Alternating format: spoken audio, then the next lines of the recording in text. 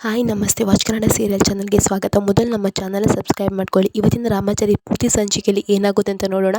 ಸಂಚಿಕೆ ಪ್ರಾರಂಭದಲ್ಲಿ ಕೋದಂಡ ಹೊರಗಡೆ ನಿಂತ್ಕೊಂಡು ಬ್ರಷ್ ಮಾಡ್ತಾ ಇರ್ತಾನೆ. ಆವಾಗ ಒಬ್ಬ ವ್ಯಕ್ತಿ ಬಂದು ಅವನ ಕಾಲು ಹಿಡಿತಾನೆ. ಕಾಲು ಹಿಡಿದು ತಪ್ಪಾಯಿತು, ನನ್ನಿಂದ ತಪ್ಪಾಯಿತು, ನಾನು ತಪ್ಪು ಮಾಡಿದ್ದಕ್ಕೆ ನನಗೆ ಸರಿಯಾದ ಪ್ರಾಯಶ್ಚಿತ್ತ ಆಯಿತು, ನನ್ನನ್ನು ಕ್ಷಮಿಸಿಬಿಡಿ ಅಂತೇಳಿ ಒಂದೇ ಸಮನೆ ಮಾತಾಡ್ತಾ ಇರ್ತಾನೆ. ಆವಾಗ ಕೋದಂಡ ಹೇಳ್ತಾನೆ, ಯಾರು ನೀನು, ಯಾಕೆ ಈ ರೀತಿ ಮಾಡ್ತಿದ್ಯಾ ಅಂತ ಹೇಳ್ತಾನೆ.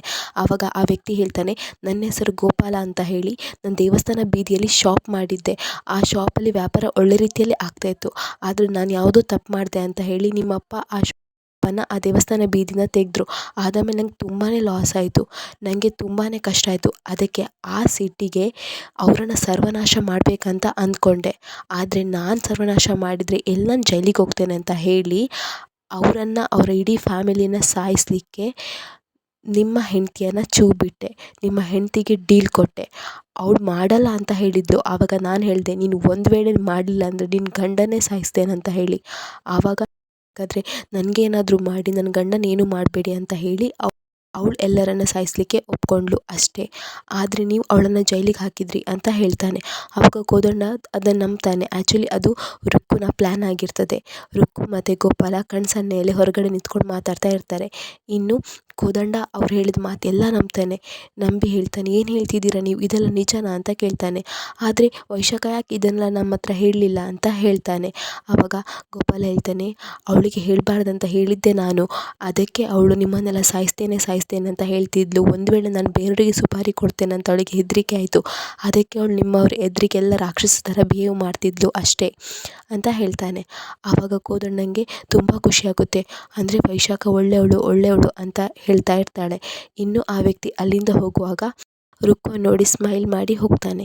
ಇನ್ನು ಈ ಕಡೆ ಕೋದಂಡ ಜೈಲಿಗೆ ಬರ್ತಾನೆ. ವೈಶಾಖ ಬಂದು ನಿಲ್ತಾಳೆ. ವೈಶಾಖ ಹೇಳ್ತಾಳೆ, ಏನ್ರಿ ಇವತ್ತು ಬಂದಿದ್ದೀರಾ, ಏನು ಮಾತಾಡ್ಲಿಕ್ಕೆ ಬೇಗ ಬೈರಿ, ನಾನು ಇಲ್ಲಿಂದ ಬೇಗ ಹೋಗಬೇಕು, ಇಲ್ಲದಿದ್ದರೆ ಅವ್ರು ನಂಗೆ ಬಂದು ಡಿಸ್ಟರ್ಬ್ ಮಾಡ್ತಾರೆ, ಏನು ಮಾತಾಡಬೇಕು ಬೇಗ ಹೇಳಿ ಅಂತ ಹೇಳ್ತಾಳೆ.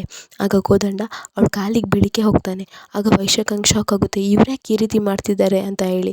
ಕೋದಂಡ ಹೇಳ್ತಾನೆ, ನನ್ನ ಕ್ಷಮಿಸು ವೈಶಾಖ, ನನ್ನ ಕ್ಷಮಿಸು, ನಾನು ಕಾಲು ಹಿಡಿಬೇಕು, ನೀನು ಇಷ್ಟು ಒಳ್ಳೆ ಹುಡುಗಿ, ಎಷ್ಟು ನೀನು ದೇವತೆ ನಮ್ಮ ಜೀವನದ್ದು, ನಮ್ಮನ್ನು ಕಾಪಾಡಿದ ದೇವತೆ ನೀನು ಯಾಕೆ ಹೇಳಲಿಲ್ಲ, ನಿನಗೆ ಯಾರೋ ಸುಪಾರಿ ಕೊಟ್ಟಿದ್ರು ಅಂತ ನೀನು ಯಾಕೆ ಹೇಳಿಲ್ಲ ವೈಶಾಖ, ಹೇಳು ಅಂತ ಹೇಳ್ತಾ ಇರ್ತಾನೆ.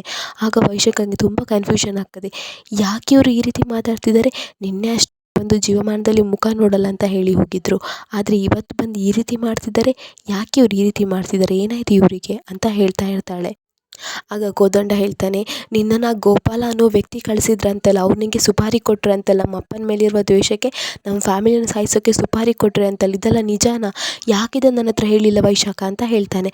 ಆವಾಗ ವೈಶಾಖಕ್ಕೆ ಡೌಟ್ ಬರುತ್ತೆ, ಇವ್ರು ಏನು ಹೇಳ್ತಿದ್ದಾರೆ, ಯಾರು ಗೋಪಾಲ, ಇವತ್ತೇ ಅವ್ರ ಹೆಸರು ಕೇಳ್ತಾ ಇರೋದು, ಏನೆಲ್ಲ ಇವ್ರು ಬಾಯಿ ಬಂದಾಗ ಮಾತಾಡ್ತಿದ್ದಾರೆ, ಏನಿದು, ಇದು ರುಕ್ಕು ಪ್ಲ್ಯಾನ್ ಇರಬೇಕು ಅಂತ ಯೋಚನೆ ಮಾಡಿ, ಹೌದು ರೀ, ನಾನು ಹೇಳಲಿಲ್ಲ, ಯಾಕಂದ್ರೆ ನನಗೆ ನೀವು ಮುಖ್ಯ ಆಗಿತ್ತು, ನಿಮ್ಮ ಜೀವ ಮುಖ್ಯ ಆಗಿತ್ತು, ಅದಕ್ಕೆ ನಾನು ಇದನ್ನೆಲ್ಲ ಮಾಡಿದೆ, ನಾನು ಹೇಗೆ ಹೇಳಲಿ, ನಾನು ಒಳ್ಳೆಯವಳು, ನಾನು ಕೊಲೆಗಾರ್ತಿ ಅಲ್ಲ ಅಂತ ತುಂಬ ನಾಟಕ ಮಾಡ್ತಾಳೆ. ಆಗ ಕೋದಂಡ ಹೇಳ್ತಾನೆ, ಇಲ್ಲ ವೈಶಾಖ, ನೀನು ಒಳ್ಳೆಯವಳು, ನಂಗೆ ಗೊತ್ತಾಗಿದೆ, ಇನ್ನೇನಿದು ನಾನೇ ಬಿಡಿಸ್ಕೊಂಡು ಹೋಗ್ತೇನೆ, ಸ್ವಲ್ಪ ದಿನ ನಾನೇ ಬಿಡಿಸ್ಕೊಂಡು ಹೋಗ್ತೇನೆ ಅಂತ ಹೇಳಿ ಅಲ್ಲಿಂದ ಹೋಗ್ತಾನೆ. ಆಗ ವೈಶಾಖ ರುಕ್ಕುಗೆ ಕಾಲ್ ಮಾಡ್ತಾಳೆ. ರುಕ್ಕು ಹೇಳ್ತಾಳೆ, ಕೋದಂಡ ಬಾವ ಬಂದಿದ್ರಾ ಅಂತ ಕೇಳ್ತಾಳೆ. ಆಗ ವೈಶಾಖ ಹೇಳ್ತಾಳೆ, ಹೌದು ರುಕ್ಕು, ಅವ್ರು ಬಂದು ನನ್ನ ಕಾಲು ಹಿಡಿದ್ರು, ಇದೆಲ್ಲ ನಿನ್ನ ಪ್ಲ್ಯಾನಾ, ಇದೆಲ್ಲ ನೀನು ಹೇಗೆ ಮಾಡಿದೆ ರುಕ್ಕು, ಆದರೆ ಒಂದು ರುಕ್ಕು, ನೀನು ಏನೇ ಮಾಡಬೇಕಾಗಿದ್ರು ನನ್ನ ಹತ್ರ ಹೇಳಿ ಮಾಡು. ಅವ್ರ ನಂತರ ಎಲ್ಲ ವಿಷಯ ಹೇಳಿದಾಗ ನಂಗೆ ಅದು ನಂಬಬಾರ್ದು ಏನೂ ಗೊತ್ತಾಗಲಿಲ್ಲ, ಆದರೂ ಮ್ಯಾನೇಜ್ ಮಾಡಿದೆ, thank you so much Rukku, ಇದೆಲ್ಲ ಹೇಗೆ ಮಾಡಿದ್ಯಾ ಅಂತ ಕೇಳ್ತಾಳೆ. ಆಗ ರುಕ್ಕು ಹೇಳ್ತಾಳೆ, ನಾನು ಹೇಳಿದ್ದೆ ಅಲ್ವಾಕ, ನಿಮ್ಮನ್ನು ನಾನು ಅಲ್ಲಿಂದ ಬಿಡಿಸ್ಕೊಂಡು ಹೋಗ್ತೇನೆ ಅಂತ, ಇದೇ ಅದು ಅಂತ ಹೇಳ್ತಾಳೆ. ಇನ್ನು ಈ ಕಡೆ ಜಾನಕಿ ಅಡುಗೆ ಮಾಡ್ತಾ ಇರ್ತಾಳೆ. ಆವಾಗ ರುಕ್ಕು ಮತ್ತು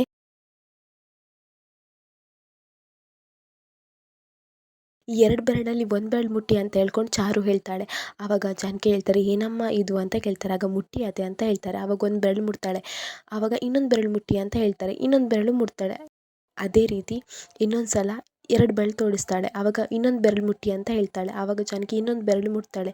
ಅತ್ತೆ ವಾವ್ ಅತ್ತೆ, ನೀವು ಸೂಪರ್ ಅತ್ತೆ, ನಿಮಗೆ ನಮ್ಮ ಮನಸ್ಸಲ್ಲಿರೋದೆಲ್ಲ ಗೊತ್ತಾಯ್ತು ನೋಡಿ, ನನಗೆ ಹೆಣ್ಮಗು ಬೇಕಂತ ಹೇಳಿದ್ದೆ, ಆವಾಗ ನೀವು ಹೆಣ್ಮಗು ಇರೋ ಬೆರಳನ್ನೇ ಮುಟ್ಟಿದ್ರಿ, ರುಕ್ಕು ಗಂಡು ಮಗು ಬೇಕಂತ ಆಸೆ ಪಟ್ಟಿದ್ದು, ನೀವು ಅದೇ ಬೆರಳನ್ನು ಮುಟ್ಟಿದ್ರಿ, ಥ್ಯಾಂಕ್ ಯು ಸೋ ಮಚ್ ಅತ್ತೆ ಅಂತ ಖುಷಿ ಪಡ್ತಾ ಇರ್ತಾರೆ ಇಬ್ಬರು.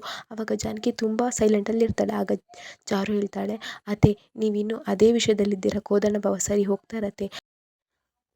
ಹೌದು ಚಾರು, ಮೊದಲಿನ ಥರ ಎಲ್ಲ ಸಹಜ ಸ್ಥಿತಿಯಲ್ಲಿದ್ದರೆ ಸಾಕು ಇನ್ನು ಮುಂದೆ ಅಂತ ಹೇಳ್ತಾಳೆ ಜಾನಕಿ. ಆಗ ರುಕ್ಕು ಮನಸ್ಸಲ್ಲೇ ಅಂದ್ಕೊಳ್ತಾಳೆ, ಸಹಜ ಸ್ಥಿತಿ ಇನ್ನು ಮುಂದೆ ಇಲ್ಲ, ನನಗಿವಾಗ ಒಂದು ಒಳ್ಳೆಯ ವಿಷಯ ಸಿಕ್ತು, ಇನ್ನೇನು ಮಾಡಬೇಕಂತ ನಂಗೆ ಗೊತ್ತಾಯಿತು. ನೀವು ನನ್ನ ಮುಂದೆ ಈ ರೀತಿಯೆಲ್ಲ ಮಾತಾಡಿದ್ರಲ್ಲ, ಒಳ್ಳೆಯದೇ ಆಯಿತು ಬಿಡಿ, ಇನ್ನು ಹೊಸ ಆಟ ನಾನು ಶುರು ಮಾಡ್ತೇನೆ ಅಂತ ಹೇಳ್ತಾಳೆ. ಇನ್ನು ಚಾರು ಅಡುಗೆ ಮನೆಯಲ್ಲಿ ಹಿಟ್ಟು ಹುಡುಕ್ತಾ ಇರ್ತಾಳೆ. ರಾಮಾಚಾರಿ ಬರ್ತಾನೆ. ರಾಮಾಚಾರಿ ಬಂದು ಹಿಟ್ಟು ಮೇಲೆ ಇದೆ ನೋಡಿ ಅಂತ ಹೇಳ್ತಾನೆ. ಆವಾಗ ಚಾರು ಮೇಲೆ ಇದೆ, ಆ ಸ್ಟೂಲ್ ಎಲ್ಲಿ ಅಂತ ಸುಮ್ಮನೆ ಹುಡುಕ್ತಾ ಇರ್ತಾಳೆ. ಆವಾಗ ರಾಮಾಚಾರಿ ಅವಳನ್ನು ಎತ್ಕೊಳ್ತಾನೆ. ಆವಾಗ ಚಾರು ಹಿಟ್ಟಿನ ಡಬ್ಬಿಯನ್ನು ಬೇಕಂತ ಹೇಳಿ ರಾಮಾಚಾರಿ ತಲೆ ಮೇಲೆಲ್ಲ ಹಿಟ್ಟು ಹಾಕ್ತಾಳೆ. ಹಾಗೆ ಅವಳ ತಲೆ ಮೇಲೂ ಎಲ್ಲ ಹಾಕ್ಕೊಳ್ತಾಳೆ. ತುಂಬಾ ಸರಸವಾಗಿ ಮಾತಾಡ್ತಾ ಇರ್ತಾರೆ, ತಮಾಷೆ ಮಾಡ್ತಾ ಇರ್ತಾಳೆ ಚಾರು. ಅಲ್ಲಿಗೆ ಸಂಚಿಕೆ ಮುಗಿಯುತ್ತೆ. ನಮ್ಮ ವಾಚ್ ಕನ್ನಡ ಸೀರಿಯಲ್ ಚಾನಲ್ನ ಸಬ್ಸ್ಕ್ರೈಬ್ ಮಾಡ್ಕೊಳ್ಳಿ.